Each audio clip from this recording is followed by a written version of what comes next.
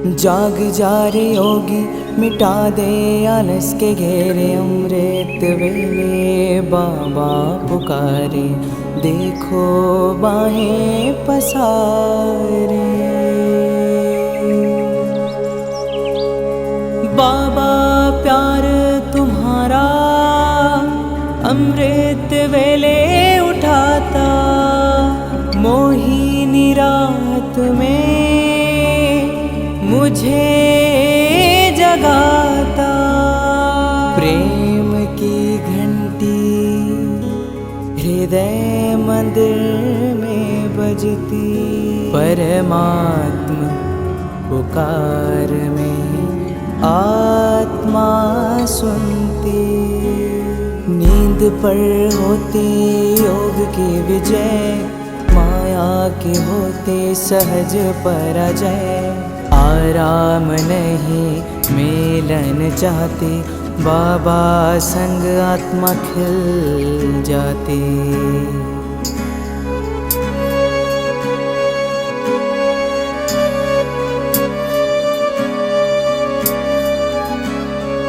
अपने कहा रात को अलविदा, परवाना हुआ क्षमा पे फिदा।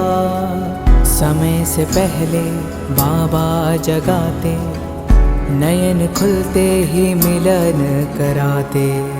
प्रेम में भीगा मन संकल्प मुस्काते, माया के बंधन स्वयं कट जाते। ठंडी गर्मी बारिश अब तप के साथी, मौसम की मार अब ना डराती। सोना अब आराम नहीं माया है, नींद अब अमृत नहीं विष का साया है। कमाई नहीं ये ऊर्जा की चोरी है, सुस्ती की धुन में बजी माया की लुरी है।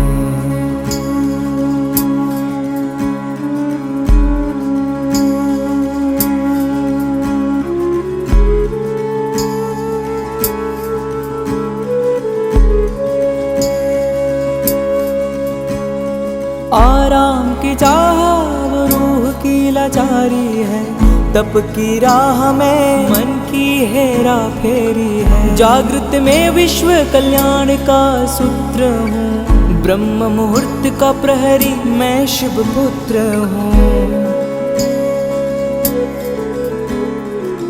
सकल विश्व को तप से भरता, अमृत वेला में तपस्वी जलता। संकल्प से उठता नवयुग की नींव रखता, तप के ईंटों से स्वर्णिम स्वराज्य रचता। नींद की घड़ी अब बीत चुकी है, माया की छाया अब मिट चुकी है। वर्तमान में जलती है आत्मा की मशाल, मैं हूँ जागृत यही मेरा कमाल। बाबा की याद में स्वयं को गढ़ता, योग अग्नि से आलस को राख करता। मैं अब सुनहरी राह मैं हो रहा हूँ, मैं अब खो नहीं रहा मैं जाग रहा हूँ। जाग जा रे योगी मिटा दे आलस के घेरे, अमृत वेले बाबा पुकारे, देखो बाहें पसारे।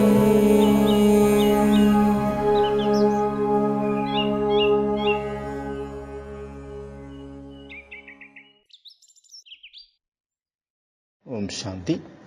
22/10/2025 யுக மாற்றத்தின் நுழைவாயில் அமிர்தவேளை யோகா அப்படிங்கிற 108 நாள் பட்டியனுடைய 93வது நாள்.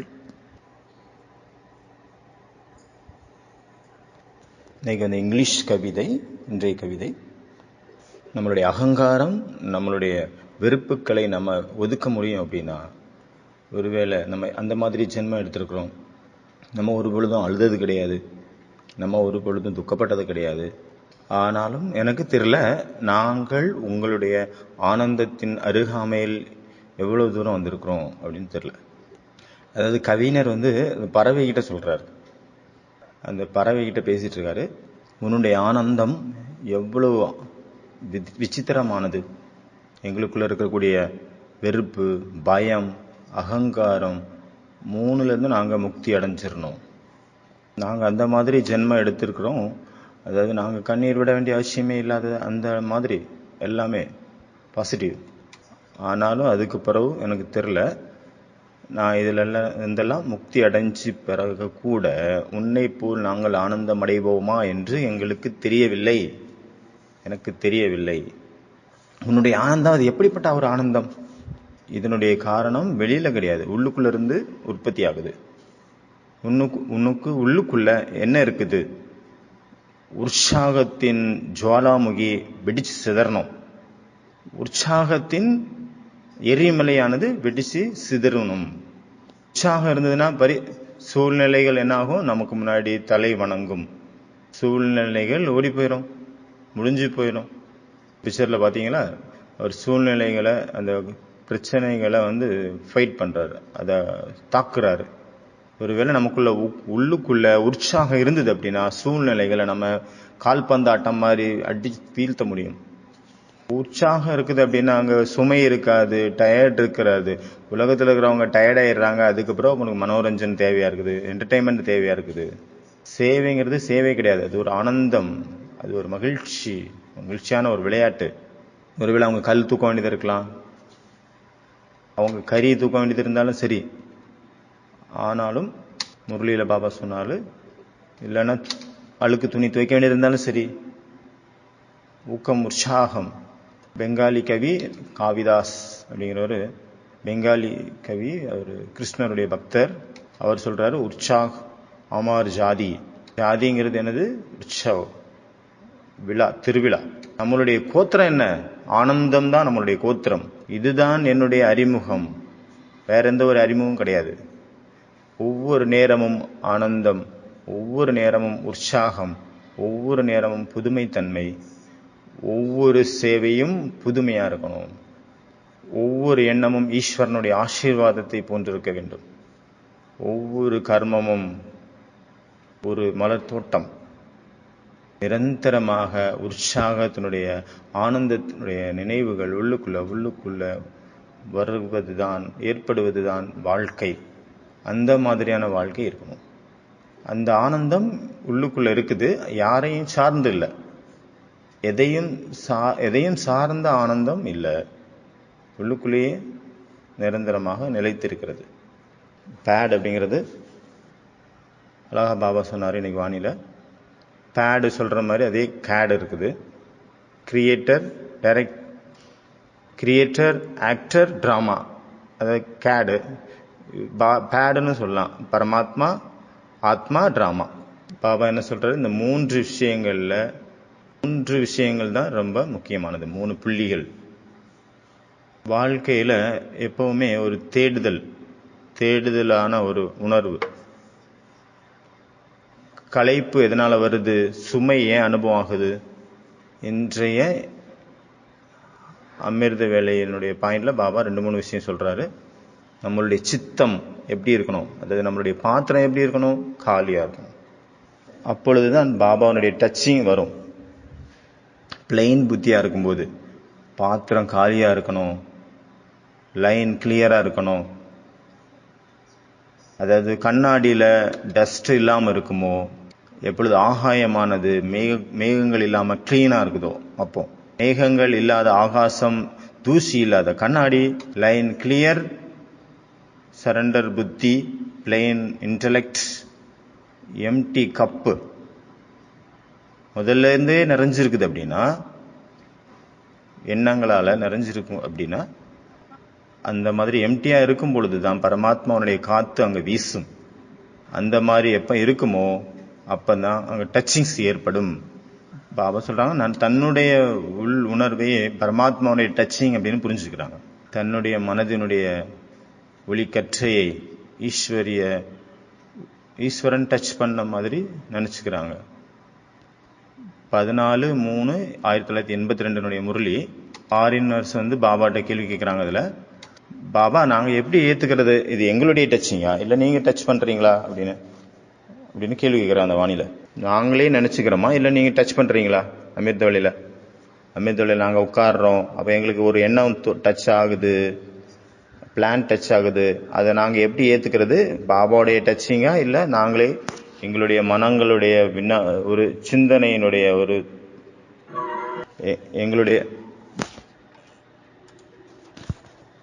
எங்களுடைய மனதினுடைய ஒருநிலைப்பட்ட ஒரு நிலையா, இல்லை பாபாவுடைய டச்சிங்கா? இதனுடைய பதில பாபா சொல்றாரு 3 விஷயங்கள். பாபாவுடைய டச்சிங்னா எப்படி இருக்கும்? ரொம்ப ரொம்ப ரொம்ப ரொம்ப பவர்ஃபுல்லா இருக்கும். என்னுடைய டச்சிங்கா இல்லை பாபாவுடைய டச்சிங்கா எப்படி கத்துக்கிறது, நம்ம கண்டுபிடிக்கிறது? இதுக்கு முன்னாடி கூட நான் எக்ஸாம்பிள் சொல்லியிருந்தேன். ஒரு குமார் வந்தாரு, அவர் சொன்னாரு, எனக்கு பாபா இன்னைக்கு அமிர்தவழியில டச் பண்ணாரு, மதுபன் வந்திருக்கிற, அப்புறம் ராத்திரி பகலா நீ சாப்பிடு, ஏன்னா உன்னுடைய வெயிட் கம்மி ஆயிடுச்சு, உன்னுடைய 3 நாள் நீ நல்லா சாப்பிட்டு உன்னை உடம்ப நல்லா தேத்திட்டு போகணும். அவர் என்கிட்ட கேட்டாரு, இது பாபாவுடைய டச்சிங்கா என்னோட டச்சிங்கா அப்படின்னு.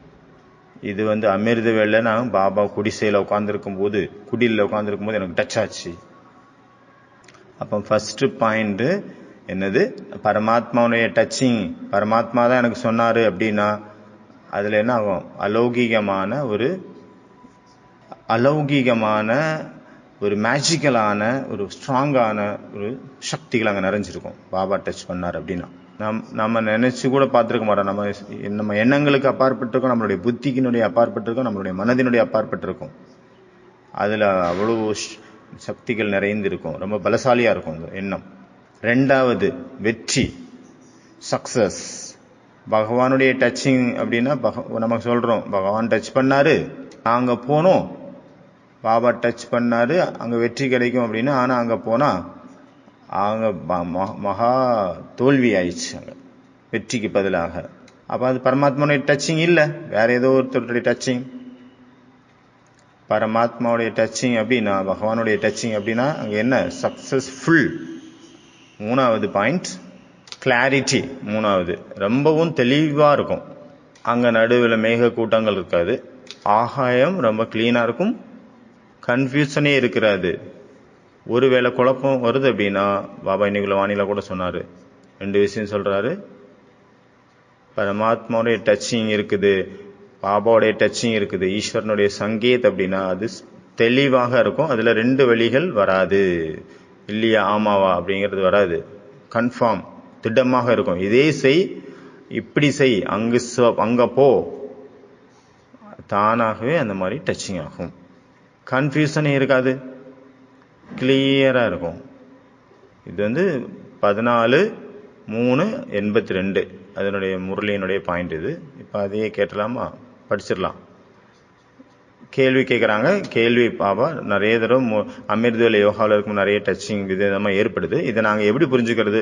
பாபா நீங்க டச் பண்றீங்களா, இல்ல மாயா டச் பண்ணுதா, இல்ல எங்களுடைய எண்ணமா, எங்களுடைய எண்ணத்தினுடைய தொகுப்பா? ஃபாரினர்ஸ் பாபா கிட்ட கேட்கிறாங்க 14/3/82 அவ்யக்தவாணியில. பாபாவுடைய பதில் என்ன அப்படின்னா, பாபா சொல்றாங்க பவர்ஃபுல்லா இருக்கும், இப்படி அனுபவம் ஆகும், என்னுடைய சக்தி இல்லை, அதை விட உயர்ந்த ஒரு சக்தி எனக்கு டச் பண்ணுது அப்படின்னு ஃபீல் ஆகணும். பாபாவுடைய டச்சிங் என்ன வருதோ அதுல ஈஸியான வெற்றி ஈஸியா இருக்கும். பாபாவுடைய டச்சிங் இருந்தது அப்படின்னா வெற்றியும் எப்படி இருக்கும்? ஈஸியான வெற்றியா இருக்கும், அனுபவமும் ஈஸியா இருக்கும். பாபாவுடைய டச்சிங் இருக்குது அப்படின்னாங்க, ஏன் எதுக்கு அப்படிங்கிற கேள்வி இருக்காது, முற்றிலுமாக தெளிவா இருக்கும். அதனால இந்த விஷயத்தை வச்சு நீங்க புரிஞ்சுக்கோங்க, இது பாபாவுடைய டச்சிங்.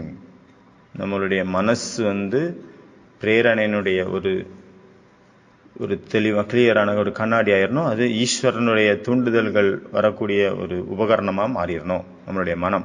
இப்ப அது ஆசைகளின் ஃபேக்டரியா இருக்கு நம்மளுடைய மனம், அதனுடைய ரூபத்தை மாத்துங்க. அப்போ பாபாவுடைய தூண்டுதல்கள் நம்மள மனசுக்குள்ள வரும். நம்ம ஒரு ஆய்வு கூடமா மாறிடணும், பரமாத்மாவுடைய ஆய்வு கூடமா. அவரு நம்மளை வச்சு யூஸ் பண்ணணும். நம்ம ஒரு ஆய்வு கூடமா இருக்கணும், நம்ம மூலமா அவரு பாபா அது நம்மள அந்த ஆய்வை செக் பண்ணக்கூடியவரா இருக்கணும். இந்த மாதிரி நம்மளுடைய மனசு இருக்கணும்.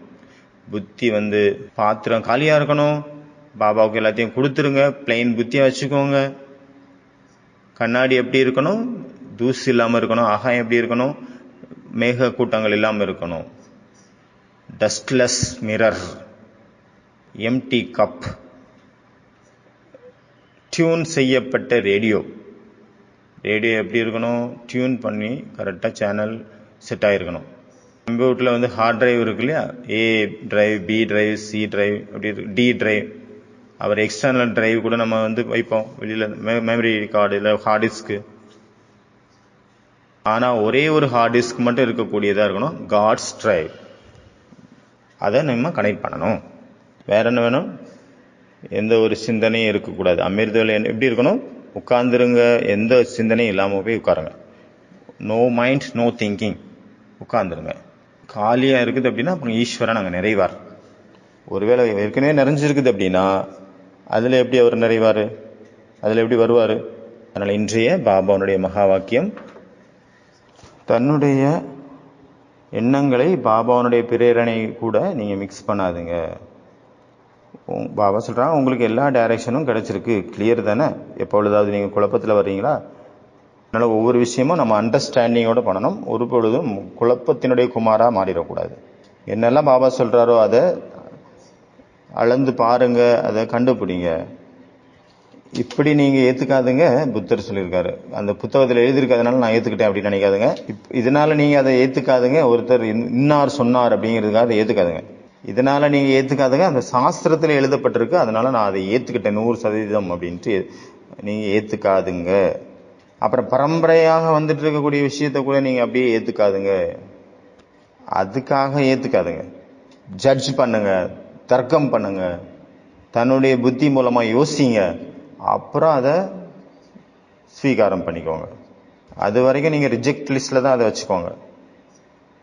Don't accept anything. ஞானத்தின் ஆரம்பம் எப்படி இருக்கணும், சந்தேகத்தினால இருக்கணும், நம்பிக்கையினால இருக்கக்கூடாது, சந்தேகத்தினால இருக்கணும். ஒருவேளை சந்தேகத்தினால ஞானம் ஆரம்பிச்சது அப்படின்னா அப்போ நிச்சயத்தில் போய் முடியும், நம்பிக்கையில் போய் முடியும். ஸ்டார்டிங் எப்படி இருக்கணும், சந்தேகத்தில் ஸ்டார்ட் ஆகணும். நிச்சயம் அப்படிங்கிறது அது கூட ரொம்ப உயர்ந்த நிலை. அது உண்மையான நிச்சயமாக இருந்தது அப்படின்னா, இங்கே நிறைய பேர் என்ன பண்ணுறாங்க, நிச்சயத்தில் ஸ்டார்ட் பண்ணுறாங்க தங்களுடைய வாழ்க்கையை, அப்புறம் 10 வருஷத்துக்கு பிறகு சந்தேகத்தில் முடிக்கிறாங்க. அப்புறம் ஒவ்வொரு விஷயத்துலையும் டவுட் வருது. உண்மையிலே இவர் மகான் யோகியா இல்லை இவர் மகான் ஆத்மாவா இல்லையா, அப்படி ஒன்றும் தெரியலையே. பாபா மதுபனை பற்றி, முரளியை பற்றி, இடத்தை பற்றி, பிரதர் சிஸ்டர்ஸுக்காக அப்படி சொன்னார், ஆனால் அப்படி தெரியலையே. யாத்திரையினுடைய ஸ்டார்டிங் எப்படி இருந்து, நம்பிக்கையில் ஸ்டார்ட் பண்ணாங்க, அப்புறம் முடிகிறது எங்கே வந்து முடிஞ்சது, சந்தேகத்தில் வந்தது. அதனால ஞானத்தினுடைய ஸ்டார்டிங் வந்து சந்தேகத்தில் ஸ்டார்ட் பண்ணுங்க. பாருங்க, தீர்மானம் பண்ணுங்க, பகுத்தறிங்க, அப்புறமா நீங்கள் நம்பிக்கையில் வாங்க. அதை வந்து நீங்கள் வந்து உரைகளில் உரைக்கணும், தேய்ச்சி பார்க்கணும், இல்லைன்னா தராசில் வச்சு அளந்து பார்க்கணும். ஒருவேளை அதில் எல்லாம் தாண்டி வந்துடுச்சு, சக்ஸஸ் ஆயிடுச்சு அப்படின்னா அதுக்கப்புறம் நீங்கள் அதை ஏற்றுக்கோங்க. இது வந்து யாராவது உங்களை வலுக்கட்டாயமாக அங்கே தள்ளி விட்டாங்களா என்ன? அமிர்தவேலை எந்திரிக்கிற நேரமாக இருந்தாலும் சரி, முரளி சிந்தனையாக இருந்தாலும் சரி, எந்த விஷயமா இருந்தாலும் சரி, எனிதிங் என்ன பண்ணணும், அண்டர்ஸ்டாண்டிங் ரொம்ப ரொம்ப முக்கியம். ஞானம் அப்படின்னாலே புரிதல். இது முட்டாள்தனமான மூட நம்பிக்கை கிடையாது. இது நம்ம மேலே அழுத்தப்பட்ட ஞானம் இல்லை, இது வந்து வலுக்கட்டாயமான ஞானம் இல்லை, இது பக்தியினுடைய ஞானம் கிடையாது, இது வந்து இது நரிக்கூட்டம் கிடையாது, மூட நம்பிக்கை கண்மூடித்தனமான பக்தி கிடையாது. பாபா சொல்கிறாங்க, எப்போவாது நீங்கள் வந்து குழம்புறீங்களா, குழப்பத்தில் வர்றீங்களா, இந்த செய்யவா செய்யக்கூடாதா அப்படின்னு கன்ஃபியூஷன் இருக்குதா, இப்போ செய்யவா செய்யக்கூடாதா, எங்கேயாவது நீங்கள் குழப்பத்தில் வர்றீங்க அப்படின்னா 2 விஷயம் சொல்கிறாரு பாபா. ஃபர்ஸ்ட் வந்து யாராவது நிமித்தமாக இருக்காங்க அவங்கள்ட்ட வெரிஃபை பண்ணிக்கோங்க. சீனியர்ஸ் இருக்காங்க அப்படின்னா அவங்கள்ட்ட கன்ஃபார்ம் பண்ணுங்க. சீனியர்ஸ் மேலே நம்பிக்கை இல்லை அப்படின்னா அப்புறம் ஆப்ஷன் பி இருக்கு. வேலை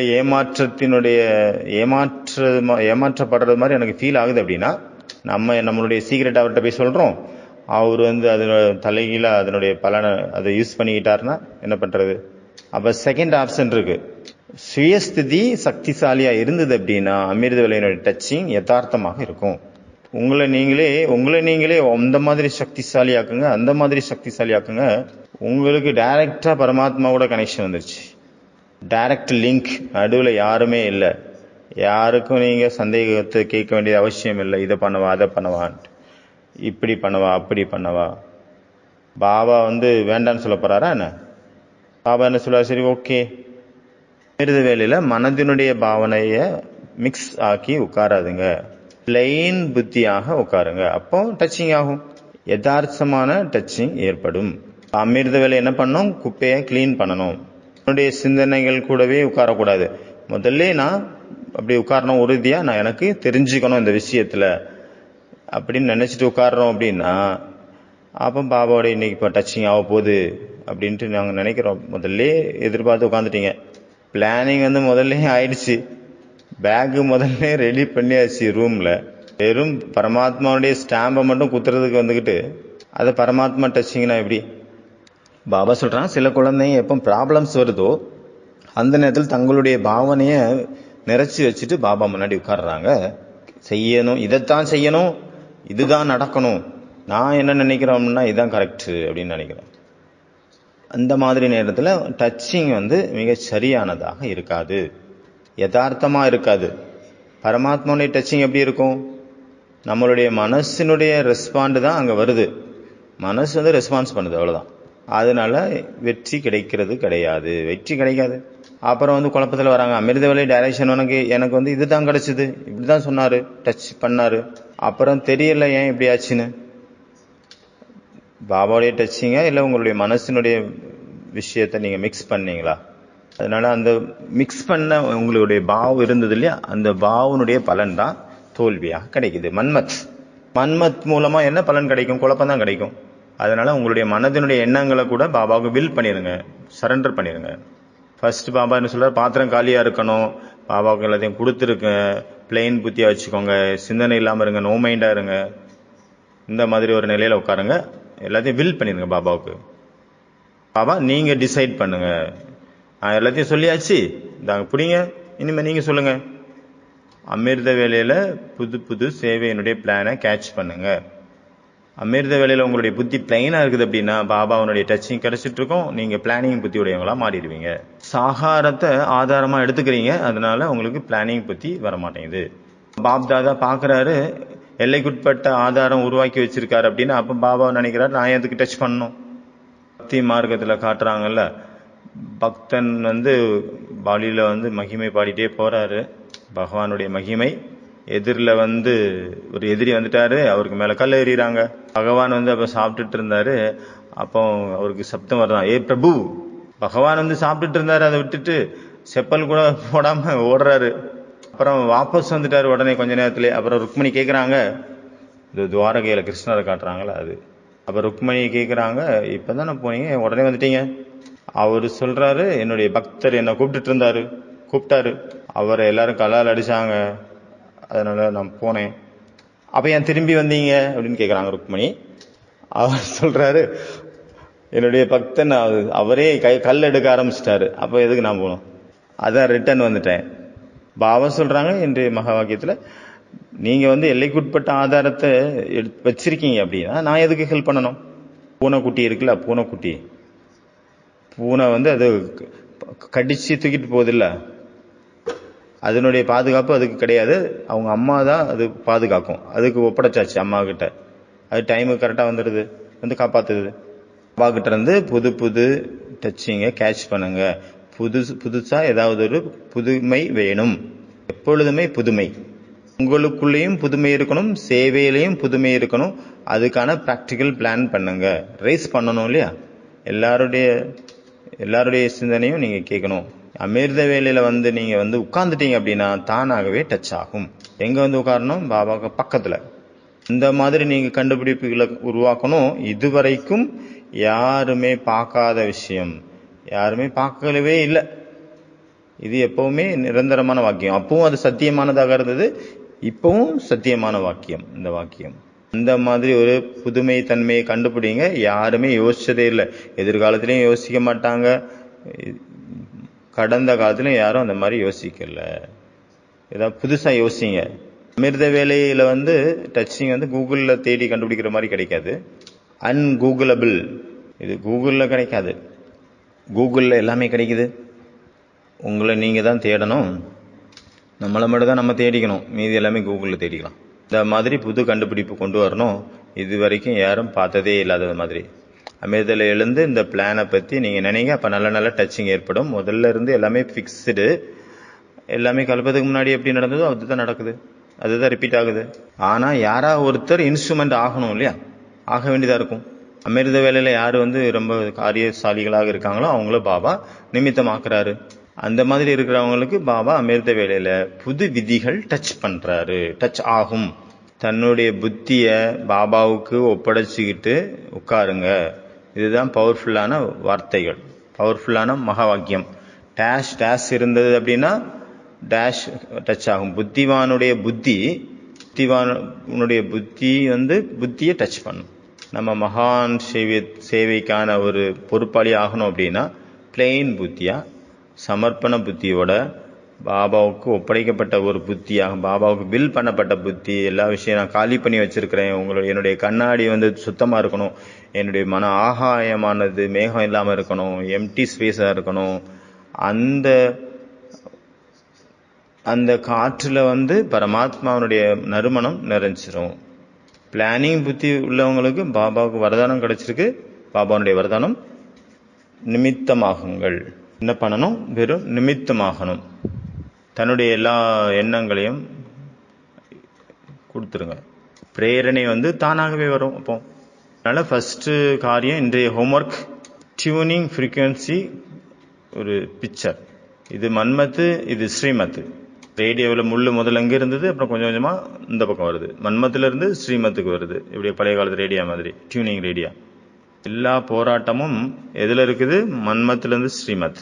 இந்த யாத்திரை கூட மன்மத்திலிருந்து ஸ்ரீமத்துக்கான ஒரு யாத்திரை. ரெண்டாவது homework new Seva blue print. அந்த மாதிரி ஒரு விஷயத்தை யோசிக்கணும். இன்னைக்கு வரைக்கும் யாருமே யோசிச்சதே இல்லை. அந்த மாதிரி எந்த சேவை இருக்குது, அது இன்னும் நடக்காமல் இருக்குது, அதை கண்டுபிடிக்கணும். புது சர்வீஸ் இது வரைக்கும் நம்ம என்னொன்று செய்யவே இல்லை, யாரும் யோசிச்சதே இல்லை. அது ஒரு விதியாக மாறிடலாம். ஞானம், யோகம், தாரணை, சேவையில் என்ன ஒரு விஷயம் இருக்குது, இது வரைக்கும் நடக்கவே இல்லை. பாபா இன்டைரக்டா அதில் முரளியில் சொல்லியிருக்கிறாரு. ஆனால் நம்ம இது வரைக்கும் அதை சாகாரத்தில் கொண்டு வரல, ப்ராக்டிக்கலாக கொண்டு வராமல் அது என்ன ஒரு பிளான் அப்படிங்கிறத யோசிக்கணும். இதான் ரெண்டாவது ஹோம்ஒர்க்கு. அடுத்த மூணாவது ஒரு விஷுவலைசேஷன், ஒரு காட்சி, கற்பனை காட்சி உருவாக்கணும். பரந்தாமத்தில் பரமாத்மாவனுடைய மைண்ட் இருக்குது, என்னுடைய மைண்டில் அவர்கிட்ட ஒரு ஒளி அலைகள் மழை போல என் மேலே பொழிஞ்சிட்ருக்கு. ஒரு தங்க நிற ஒளி கற்றைகள், ஒளி கிரணங்கள் எனக்குள்ள நிறையுது. ஒன் மைண்டாக இருக்கணும். பாபாவுடைய மைண்டு, என்னுடைய மைண்ட் ரெண்டும் ஒன் ஆயிடுச்சு. உட்காந்து யோசிங்க. அங்கே இருந்து கிரணங்கள் வந்துட்டு இருக்குது, எனக்குள்ள நிறைஞ்சிட்டு இருக்குது.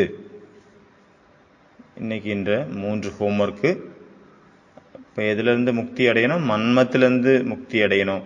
தன்னுடைய விசாரங்களை, அமிர்த வேலைங்கிறது ரொம்ப ஒரு தங்கமயமான நேரம், கோல்டன் பீரியட். இது பண்ணணும், அது பண்ணணும், அப்படி பண்ணணும், இப்படி பண்ணணும். இந்த மாதிரி வாழ்க்கையில் எங்கெல்லாம் இந்த மாதிரி கேள்வி இருக்குதோ அதுக்கான பதில் என்ன? 2 to 5 காலையில். அந்த நேரத்தில் எல்லா கேள்விக்கும் பதில் கிடைக்கும். 5 மணிக்கு பிறகு கதவு மூடிடும், லைன் பிஸி ஆயிரும், இருக்காது. நமக்கு பாதுகாப்பான டைம்னு சொல்ல முடியாது. அதுக்கு பிறகு ஒருவேளை நமக்கு உண்மையிலேயே ஏதாவது கேள்விக்கு பதில் வேணும், வாழ்க்கையில் ரொம்ப துக்கம் இருக்குது, ரொம்ப துக்கம் அதிகமாக இருக்குது, அதை யாருக்கிட்டே போய் நம்ம டிஸ்கஸ் பண்ணவும் முடியாது.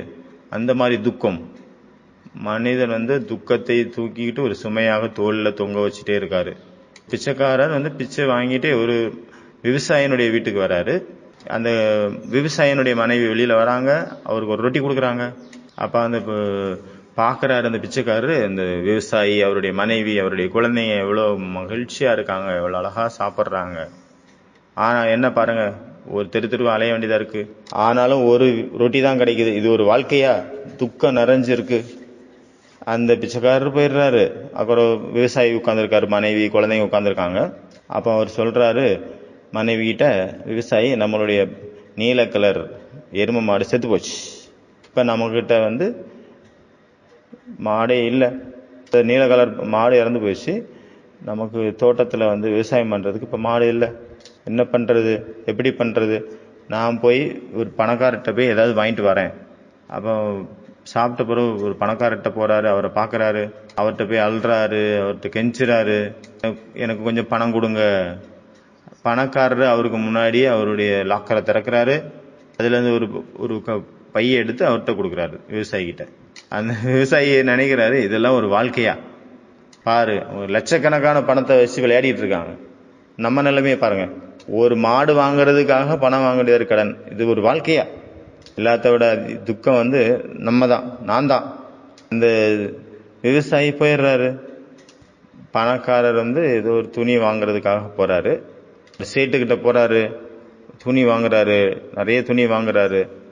அப்புறம் சேட்டு வந்து பேசிட்டு இருக்கிறாரு போன்ல.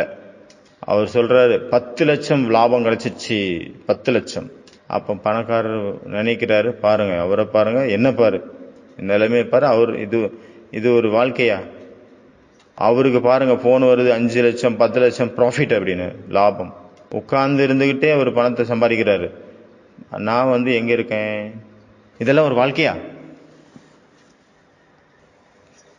பணக்காரர் போயிடுறாரு. அப்புறம் சேட்டுக்கு போன் வருது. இப்ப என்ன போன் வருது? உங்களுக்கு 10 லட்சம் நஷ்டம் ஆயிடுச்சு அப்படின்னு போன் வருது. அவரு சொல்றாரு, இதெல்லாம் ஒரு வாழ்க்கையா? அப்புறம் ஒரு இடத்துல இருந்து பார்ட்டிக்காக கூப்பிடுறாங்க, விருந்து. அவருடைய வீட்டுக்கு போறாரு பார்ட்டிக்காக. அவருடைய வீடை பாக்குறாரு. ஆஹாஹா, எவ்வளவு ராயலா இருக்குது, எவ்வளவு அலங்காரம், எவ்வளவு பரந்த ஒரு மாளிகை, தங்க பாத்திரம். நம்ம வந்து 10 லட்சம் நஷ்டத்துல நான் துக்கமா இருக்கேன். ஆனா இவரை பாருங்க, இவர் எப்படி இருக்காரு, லட்சம் கோடியில விளையாடிட்டு இருக்கிறாரு. நான் வாழக்கூடிய வாழ்க்கை ஒரு வாழ்க்கையா? சுகம் இங்கெல்லாம் இருக்கு அப்படிங்கிறாரு. பார்ட்டி முடிஞ்சிருச்சு. அந்த ஒரு பெரிய மிட்டா மிராசுதார் இருக்காருல்ல, அவர் வந்து ராய் பகதூர், அவர் முதல்ல இருந்தே வியாதியால பீடிக்கப்பட்டிருக்காரு. ஒரே வியாதி. பணம் நிறைய இருக்குது, கூடவே நோயும் நிறைய இருக்கு.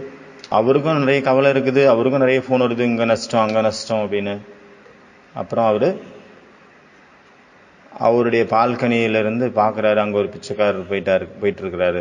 அப்ப இவர் பாக்குறாரு, அங்க பாருங்க அவள் இல்லாத வாழ்க்கை.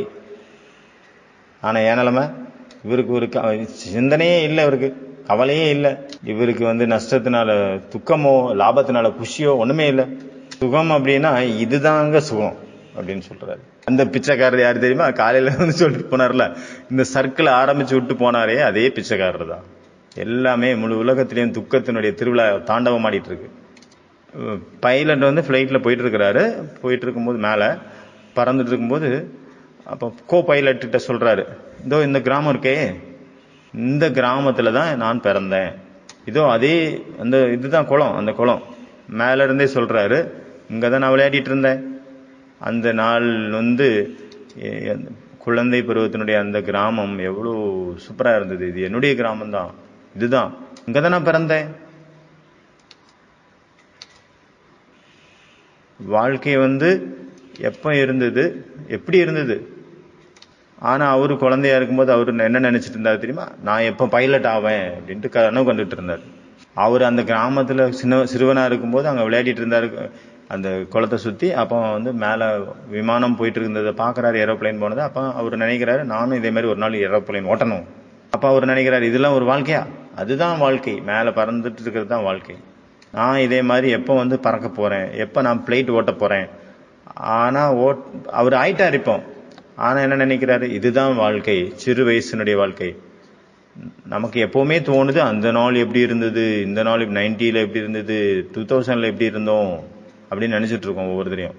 இப்ப இந்த மாதிரி எல்லாம் பாட்டு மோசமா வந்துருச்சு. படம், ஒரே படம். அந்த காலத்துல வந்த படம் எவ்வளவு சுத்தமா இருந்தது, பாட்டெல்லாம் எவ்வளவு தெளிவா இருந்தது, எவ்வளவு நாகரிகமா இருந்தது.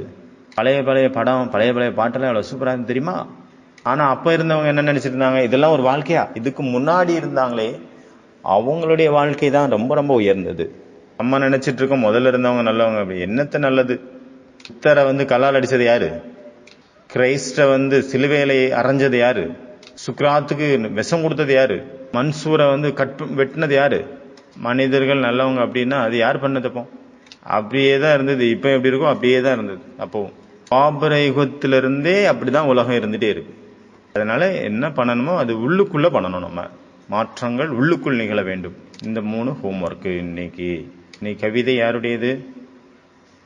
கவிதையினுடைய தலைப்பு என்ன அப்படின்னா, சோம்பேறித்தனமான ஆத்மாக்களின் மாறும் ரூபம். சோம்பேறி ஆத்மாவின் மாறும் ரூபமானது, சோம்பேறி ஆத்மாவின் ரூபமாற்றமானது, அதில் பாபா எப்பொழுது பாபா ஞான ரத்தினங்களின் நகைகளை அணிவித்தாரோ, எப்பொழுது பாபா ஞான ரத்தினங்களின் நகையை அணிவித்தாரோ, பாபா கூறினார், குழந்தை இப்பொழுது இல்லையேல் எப்பொழுதும் இல்லை. பாபா கூறினார், குழந்தாய் இப்பொழுது இல்லையேல் எப்பொழுதும் இல்லை. நேரம் சென்று கொண்டிருக்கிறது, எங்கும் நிற்கார்க்குது. நேரம் ஓடிக்கொண்டிருக்கிறது, ஒரு பொழுதும் நிற்காது.